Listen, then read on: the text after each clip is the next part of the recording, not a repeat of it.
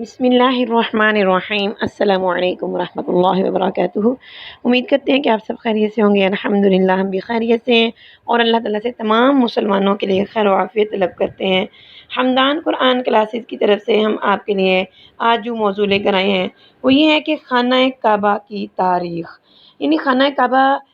کی تاریخ میں کیا تھا، پہلے خانہ کعبہ کس نے بنایا، پھر اس کے بعد کیا ہوا، اس کے بعد کیا ہوا۔ تو یہ بہت ہی خوبصورت دلچسپ سا موضوع ہے جو میں نے آپ کے ساتھ شیئر کرنا چاہا، تو چلیں آئیں اس کو دیکھتے ہیں۔ ہوا کچھ یوں کہ جب حضرت آدم علیہ السلام کو جنت سے نکال دیا گیا نا اور زمین پر بھیج دیا گیا، تو بارگاہ الہی میں نا یعنی اللہ تعالیٰ کی بارگاہ میں حضرت آدم علیہ السلام عرض کرنے لگے، یا رسول یا خدایا، میں تو یہاں پہ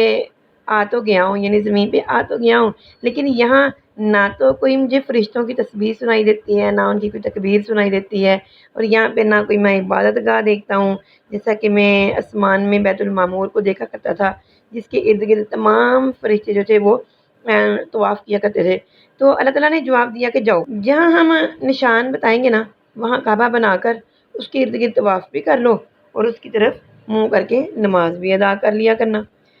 جب حضرت جبرائیل علیہ السلام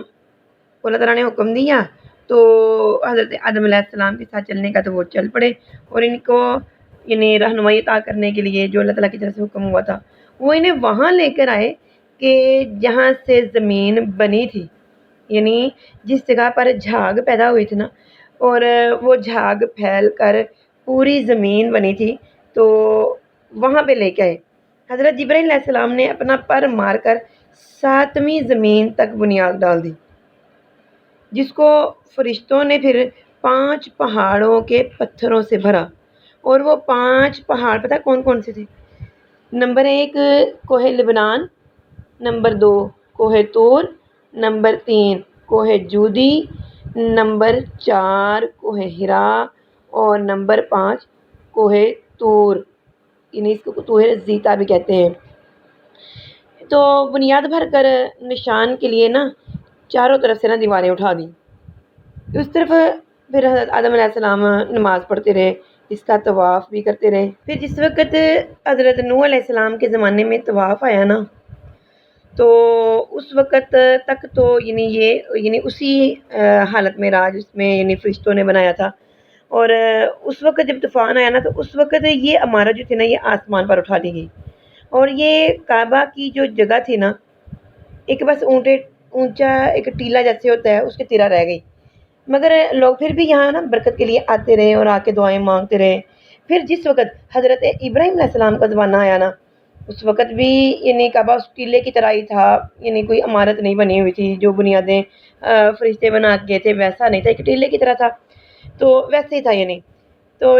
جب حضرت اسماعیل علیہ السلام اور حضرت حاجرہ اس میدان میں آ کے رہے تو ان کی وجہ سے یہاں نا کچھ آبادی ہو گئی، یعنی پانی لینے کے لیے آتے آب زمزم کی وجہ سے تو کچھ آبادی ہو گئی۔ تب حضرت حاجرہ جو تھی نا جس وقت انتقال کر گئیں، تو ان کے بعد حضرت ابراہیم علیہ السلام کو حکم ہوا کہ حضرت اسماعیل علیہ السلام کو ساتھ لے کر نا یہاں پہ خانہ کعبہ کی جو عمارت ہے نا اس کو تعمیر کیا جائے۔ اس کی نشانی پھر اللہ تعالیٰ نے اس طرح فرمائی کہ ایک بادل کا ٹکڑا بھیجا تاکہ اس کے سائے کے اندر خانہ کعبہ کی حد مقرر کر لی جائے۔ حضرت پھر جبرائیل علیہ السلام نے نا اس کے یعنی بادل کے سائے کے یعنی مقدار یعنی اس کے مطابق ایک لائن کھینچی، اور حضرت ابراہیم علیہ السلام نے اسی خط کے اوپر یعنی اسی لائن کے اوپر زمین کھودنی شروع کر دی۔ پھر زمین اتنی زیادہ کھودی حضرت ابراہیم علیہ السلام نے، اتنی زیادہ کھودی کہ ان کو حضرت آدم علیہ السلام کی جو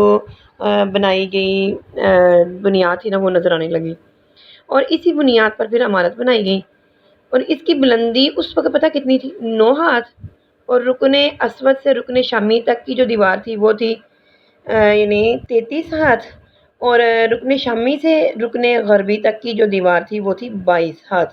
اور رکن غربی سے رکن یمانی تک 31 ہاتھ، یعنی رکن یمانی سے پھر رکن اسود تک 20 ہاتھ۔ لہذا اس وقت یہ کعبہ جو تھا نا مستطیل کی شکل میں تھا۔ حضرت ابراہیم علیہ السلام نے خانہ کعبہ کے اندر ایک غار سا بنا دیا جو یعنی خزانے کی مثل تھا، یعنی کعبے کے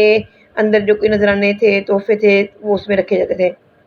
اور اس کے دروازے بھی اس وقت دو تھے، ایک جانے کے لیے اور ایک آنے کے لیے، یعنی دو دروازے، ایک نکلنے کے لیے اور ایک داخل ہونے کے لیے۔ تو بنانے والے کون تھے؟ وہ حضرت ابراہیم علیہ السلام خلیل اللہ تھے، اور ان کو جو گارا اور پتھر اٹھا کر دینے والے تھے وہ ان کے بیٹے حضرت اسماعیل علیہ السلام تھے۔ اس عمارت میں 3